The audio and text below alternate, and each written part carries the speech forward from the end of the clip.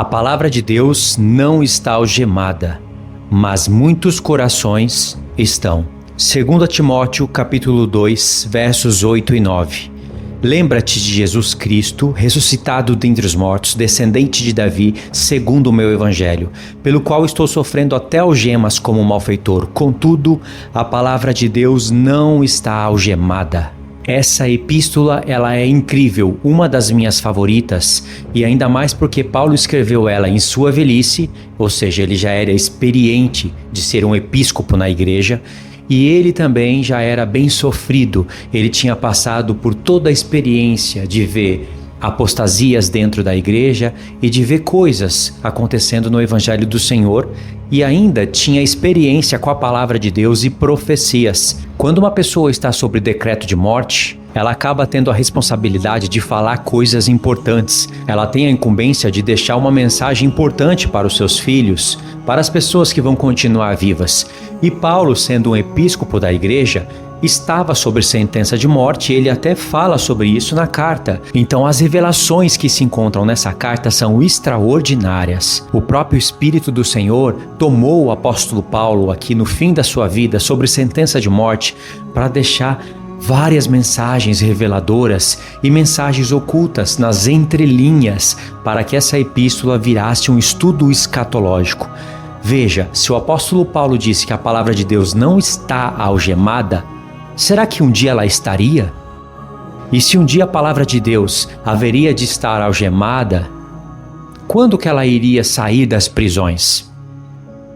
Dentro dessa mesma carta, nos capítulos 3 e 4, nós vamos ter um tipo de uma linha do tempo profética, aonde Deus vai mostrar um tempo no qual a palavra de Deus haveria de estar algemada, e isso seria um longo tempo, e um tempo no qual a palavra de Deus iria ser libertada dessas prisões.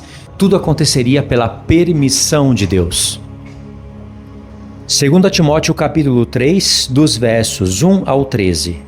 Sabe, porém, isto: nos últimos dias sobrevirão tempos difíceis, pois os homens serão egoístas, avarentos, jactanciosos, arrogantes, blasfemadores, desobedientes aos pais, ingratos, irreverentes, desafeiçoados, implacáveis, caluniadores, sem domínio de si, cruéis, inimigos do bem, traidores, atrevidos, enfatuados, mais amigos dos prazeres que amigos de Deus. E aqui a gente já começa a entender que Paulo não está denunciando só os ímpios do mundo, mas principalmente a apostasia daqueles que um dia foram chamados e que até atenderam o Evangelho de Deus, mas são aqueles que não vão confirmar a sua eleição e a sua vocação, como diz o apóstolo Pedro. Se Deus chamou, chamou com a intenção de salvar, mas muitos desses haveriam de apostatar.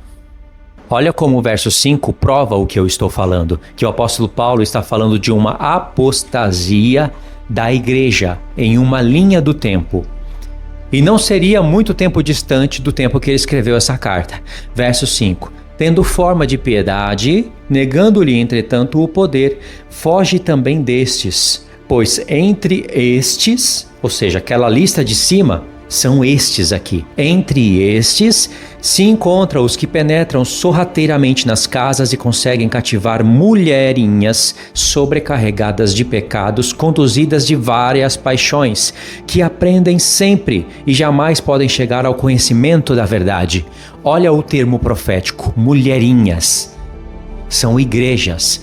Paulo não está falando de pessoas que confessam a Deus, mas negam todo o poder de Deus e toda a verdade e entram na casa das mulheres para corromper as mulheres. Paulo está falando num termo profético, porque ele mesmo discerniu os tempos. Paulo não iria dar uma aula escatológica baseada nos profetas, mas quem lesse a carta iria compreender. Toda essa escatologia que Paulo tira aqui dessa carta vem dos profetas. São os profetas que mostram como os homens estariam maus nos últimos dias. Então o que o apóstolo Paulo está fazendo é explicando e detalhando para a gente. Veja que são pessoas que sempre aprendem, mas nunca chegam ao conhecimento da verdade, mostrando que elas estão aprendendo coisas distorcidas da palavra de Deus e não a sã doutrina. E no verso 8 já entra outro ponto profético. Preste atenção. E do modo por que Janes e Jambres resistiram a Moisés, também estes resistem à verdade. São homens de todo corrompidos na mente, réprobos quanto à fé. Eles, todavia, não irão avante, porque a sua insensatez será a todos evidente, como também aconteceu com a daqueles.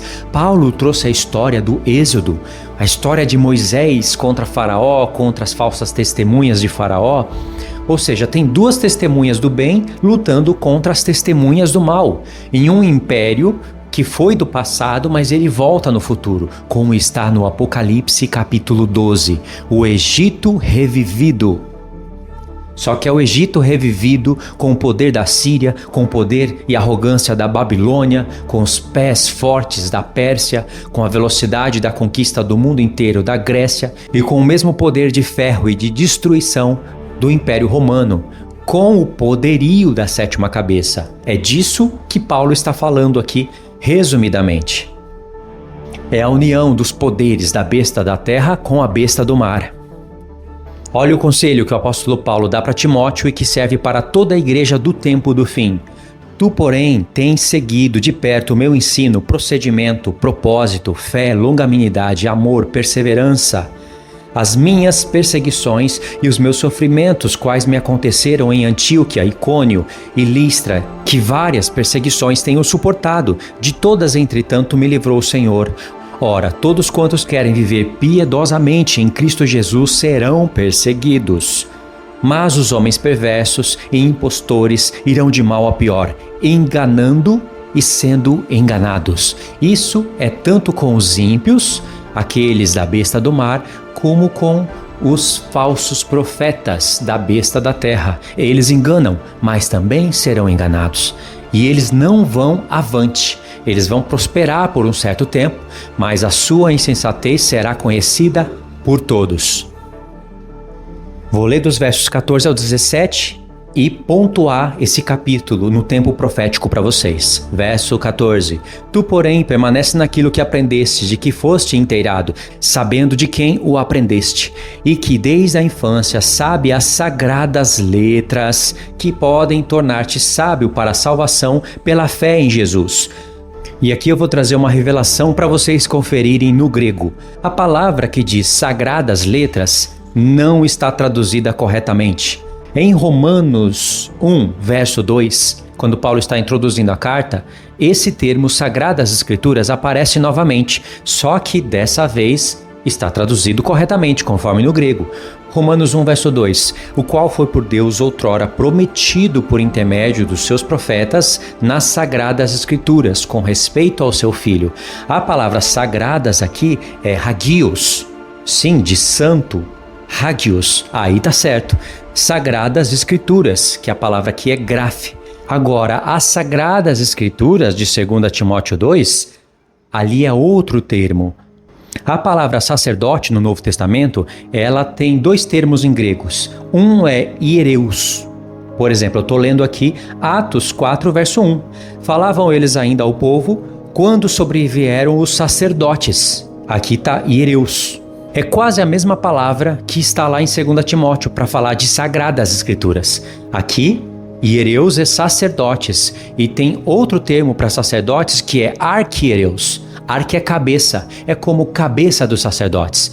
Quando tiver arquiereus, então está falando do sumo sacerdote, o que no grego seria o cabeça dos sacerdotes. Entenderam a revelação? Você sabendo disso, você volta lá no texto e você vai ter uma revelação simples, mas tão maravilhosa para a gente. Vamos voltar lá agora. 2 Timóteo capítulo 2, verso 14. Tu, porém, permanece naquilo que aprendeste e que fostes inteirado, sabendo de quem o aprendeste, e que desde a infância sabe as sagradas letras, errado, e que sabe as letras sacerdotais. Paulo está falando de um sacerdote para outro. E Paulo fala, tu sabes de quem o aprendeste. Claro que foi dele. Timóteo é aprendiz de Paulo, mas ambos são aprendiz do verdadeiro arquiereus, do sumo sacerdote que é Cristo. Então, se Cristo é um sumo sacerdote, ele passa as letras sacerdotais para os seus sacerdotes. Ou seja, Paulo está trocando revelações com um homem que ele tem muita consideração, Timóteo. Tu, porém, sabe desde a infância as letras sacerdotais, que lá em Romanos 1, verso 2, Paulo chama de Sagradas Escrituras. E em Romanos 2, ele cria um contraponto falando de letras mortas. Ou seja, existem letras vivas, letras sagradas e sacerdotais, mas existem as letras mortas, que é onde você lê a escritura viva, mas você distorce, você anula textos, e era o que os judeus estavam fazendo naquele tempo, não querendo interpretar a lei de Moisés na totalidade das escrituras. Então acaba virando letras mortas. Agora, você entendendo isso, preste atenção, as letras sacerdotais iriam ser aprisionadas por Satanás e Deus iria permitir porque ele conseguiu legalidade para agir. E no verso 16, em continuação do mistério das letras sacerdotais, Paulo diz: toda a escritura é inspirada por Deus e útil para o ensino, para a repreensão, para a correção, para a educação na justiça, a fim de que o homem de Deus seja perfeito e perfeitamente habilitado para toda boa obra. Obra tem a ver com letras sacerdotais, com fé viva. O que nós lemos aqui no capítulo 3? Paulo começando com uma lista de homens terríveis, perversos, que seriam mais amigos do mundo do que de Deus. Ou seja, Paulo nem está, na verdade, denunciando os pecadores do mundo, embora os pecadores do mundo tenham essas ações. Mas Paulo está falando daqueles que se dizem amigos de Deus, daqueles que estudam, aprendem, mas nunca chegam ao verdadeiro conhecimento da verdade. Ou seja, essas igrejas espalhadas por todos os cantos, seja na casa, seja em um templo, são igrejas. Elas só são corrompidas por esses inimigos de Deus só se elas estiverem, como diz o texto, sobrecarregadas de pecados, pois quem estiver atento com o Senhor não é enganado pelas igrejas. Eles iam nas casas das pessoas porque muitas congregações estavam nas casas. Não era como hoje, que tem placas e denominações por todos os cantos. Até as igrejas de antes tinham o nome da sua cidade. Era algo corrompido, mas não era algo tão corrompido como hoje. Então eles entravam nas casas, pervertendo mulherinhas sobrecarregadas de pecados, conduzidas de várias paixões. Todos falavam de Deus, todos tinham uma cópia da Escritura nas mãos, mas estavam sobrecarregadas de pecados. Então se cumpre o que o apóstolo Paulo disse: eles estavam enganando e sendo enganados. E aqui, irmãos, está o mistério do que o apóstolo Paulo falou no capítulo 2. A palavra de Deus não está algemada. Ela não estava mesmo, mas ela haveria de estar, porque depois da era dos apóstolos, veio um tempo de uma grande perseguição na igreja, que é conhecido como os 10 anos de grande tribulação, entre aspas, que a igreja sofreu no passado, até que veio o imperador Constantino e implantou um evangelho falso no mundo. E depois de Constantino, lá em Constantinopla, surgiu-se o Império Bizantino, e ali começaram a surgir os bispos da Igreja Católica Romana. O que eles fizeram? Eles algemaram a palavra de Deus.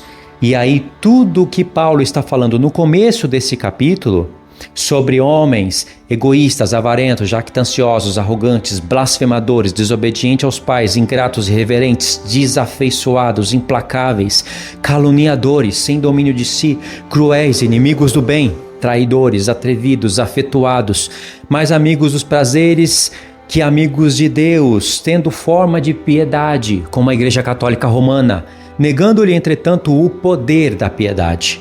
E Paulo fala: foge também destes. E esses são os que estavam corrompendo a palavra de Deus.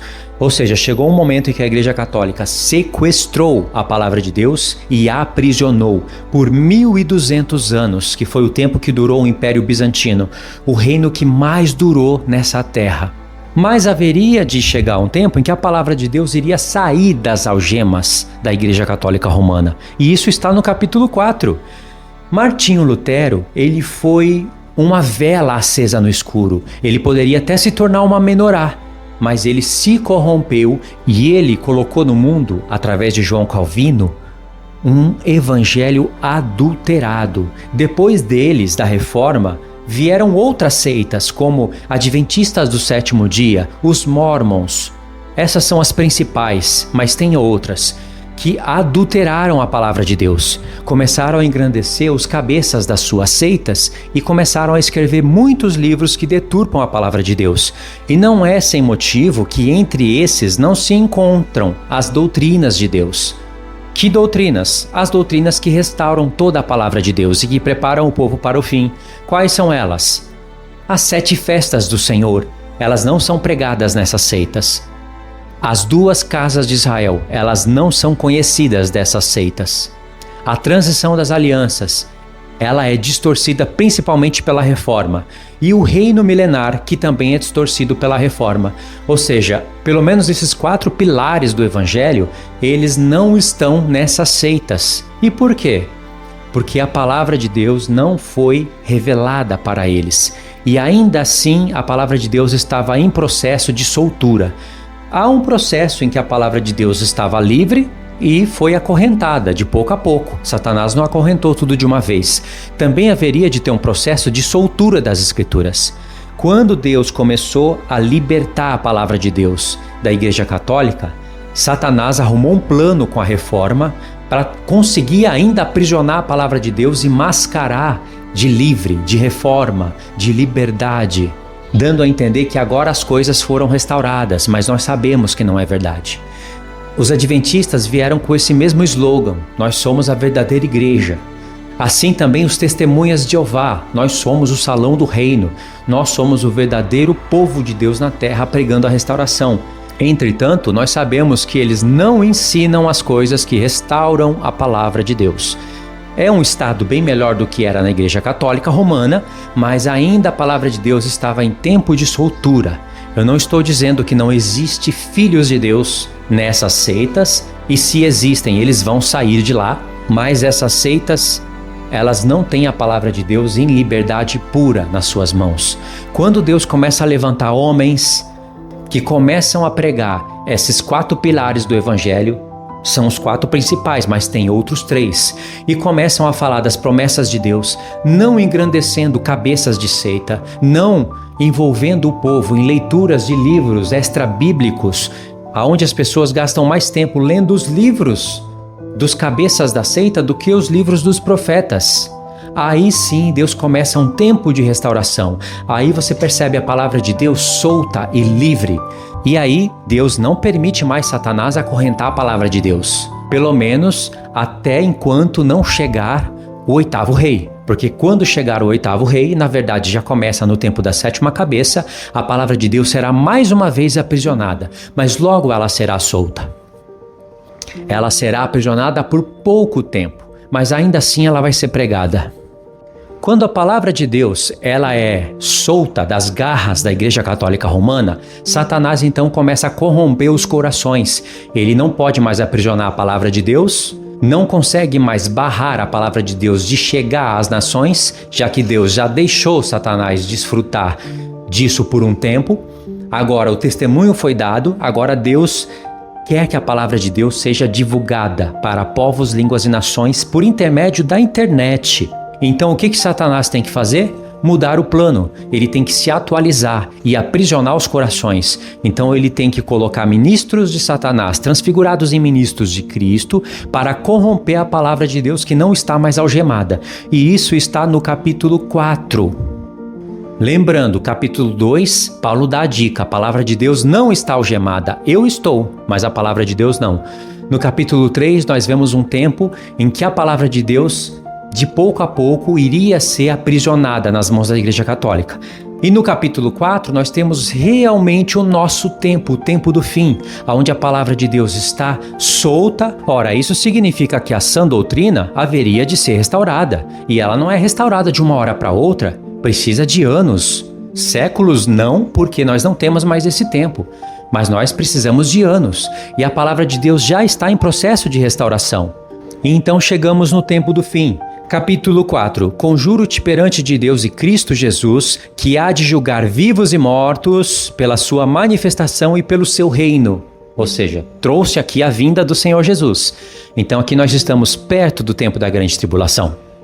Prega a palavra, insta, quer seja oportuno, quer não. Corrige, repreende, exorta com toda a longanimidade e doutrina. Tá vendo? A palavra de Deus está solta, agora ela pode ser pregada. Olha o verso 3, que coisa linda agora entender isso. Pois haverá tempo em que não suportarão a sã doutrina. Graças a Deus, tem sã doutrina agora. Só que os homens não vão suportar. O que vai acontecer? Porque Satanás agora começa a aprisionar olhos e ouvidos, mentes e corações. Pelo contrário, cercar-se-ão de mestres segundo as suas próprias cobiças, como sentindo coceira nos ouvidos, e se recusarão a dar ouvidos à verdade, entregando-se às fábulas. Tu, porém, sê sóbrio em todas as coisas, suporta as aflições, faze o trabalho de um evangelista, cumpre cabalmente o teu ministério.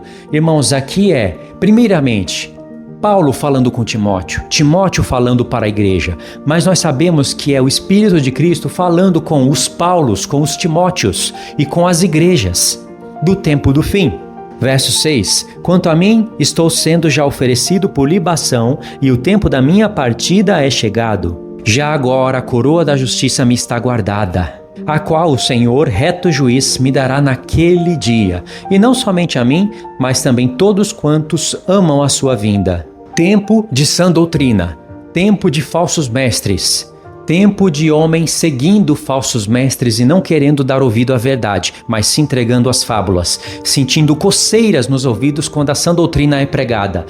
Qual é esse tempo? O que acontece nesse tempo com aqueles que verdadeiramente estarão pregando a palavra de Deus? Eles estarão no meio da multidão? Eles estarão entre muitos? Vamos ver o que o Espírito Santo revela. Procura vir ter comigo depressa, porque Demas, tendo amado o presente século, me abandonou e se foi para a Tessalônica. Crescente foi para a Galácia, Tito para a Dalmácia. Somente Lucas está comigo. Toma Marcos e traze-o, pois me é útil para o ministério. Quanto a Típico, mandei-o a Éfeso. Quando vieres, traze a capa que deixei em Troade, em casa de Carpo, bem como os livros, especialmente os pergaminhos. A Alexandre, o latroeiro, causou-me muitos males. O Senhor lhe dará a paga segundo as suas obras. Veja que quase todos abandonaram Paulo. Paulo listou aqui uma lista de pessoas que estavam apostatando, mas não quer dizer que todos o abandonaram, ou seja, que todos viraram as costas para Deus. Paulo disse, somente Lucas está comigo. Não quer dizer que era somente Lucas que estava no Evangelho, mas que somente Lucas estava com Paulo em suas aflições. Os outros, com medo da perseguição, foram cada um para um canto. Uns Paulo mandou, outros foram porque eles quiseram. Mas você vê aqui que Paulo está falando de pessoas que amaram o presente século. E cada um foi para um canto, ou seja, Paulo ficou quase sozinho. E Timóteo, ele estava nos passos de uma apostasia, não por rebelião do coração, mas porque ele estava com medo. E nós vemos isso desde a primeira carta. Paulo está vez após vez fortalecendo Timóteo e falando, Timóteo, não desanimes, reavives o dom que há em ti, dom que foi colocado sobre ti pela imposição das minhas mãos. Se alguém manda você reavivar o dom, quer dizer que ele está morrendo em você. Paulo fala, Timóteo, não te envergonhes das minhas prisões. Lembra-te do nosso Senhor. Ou seja, Timóteo estava sendo abalado pelas perseguições. Lucas foi o único fiel que ficou com Paulo até o fim, e por isso Deus deu uma obra maravilhosa para Lucas. Escreveu o grandioso livro de Atos dos Apóstolos, fora o evangelho que ele escreveu. Verso 16, na minha primeira defesa ninguém foi a meu favor, antes todos me abandonaram. Daqui a gente vê Paulo solitário.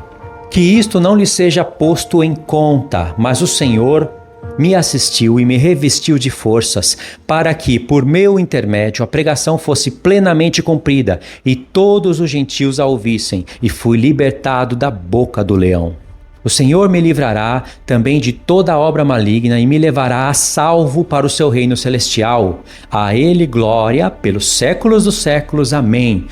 E para finalizar, eu vou mostrar uma passagem que o Senhor Jesus já falava disso. Ele já dava dica para a gente sobre todas essas coisas, até mesmo para a gente confirmar essa mensagem hoje. futuramente Jesus iria ensinar isso com mais detalhes para o apóstolo Paulo, criando esse mistério. João 9, verso 4. É necessário que façamos as obras daquele que me enviou enquanto é dia. A noite vem quando ninguém pode trabalhar. Que texto magnífico, e ele está no evangelho certo, justamente em João. No evangelho de João existem 4 linhas do tempo. A primeira linha do tempo é a que João começa a falar no capítulo 1.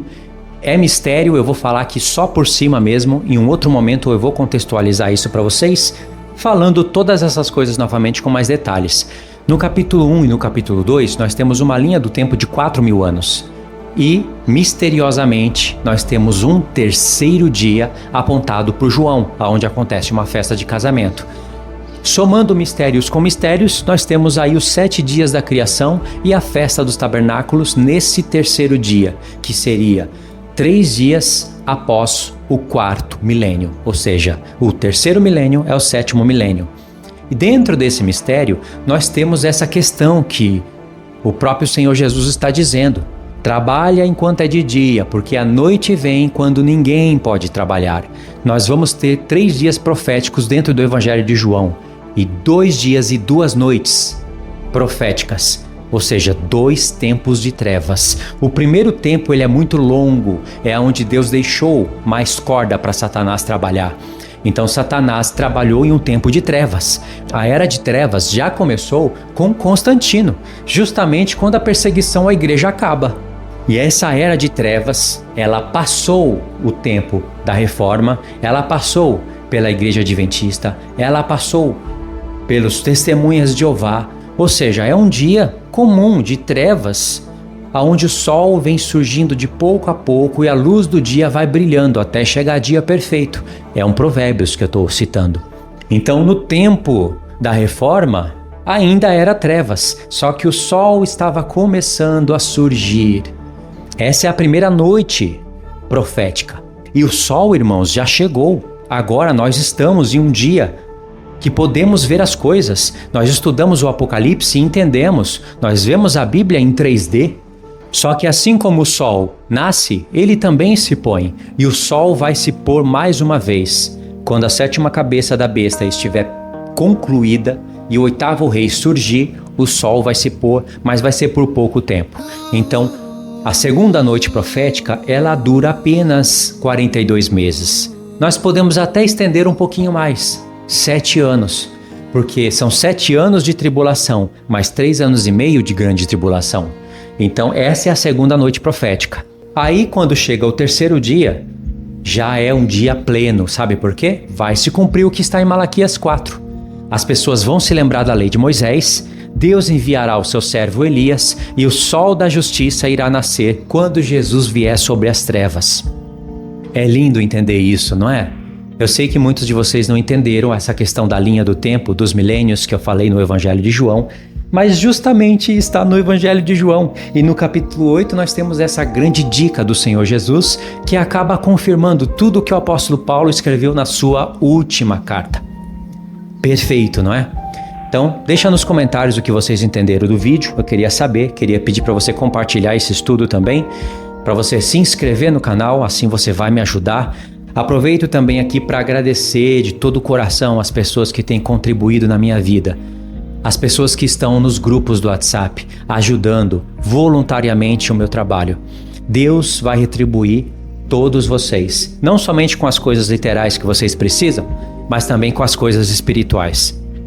É um trabalho feito voluntário, não há cobrança, não há quantia, não há venda, há só corações voluntários. Até pessoas que não podem ajudar desfrutarão das mesmas coisas que as pessoas que podem, porque as pessoas que podem, elas podem plantar e depois colher. As pessoas que não podem agora, talvez elas poderão depois. Seja como for, é Deus quem conhece os corações e é Deus que vai recompensar cada um segundo as suas obras. Que Deus abençoe a todos. Fiquem na paz. To the Father's house, I'm in the Father's house. I say a prayer and He takes me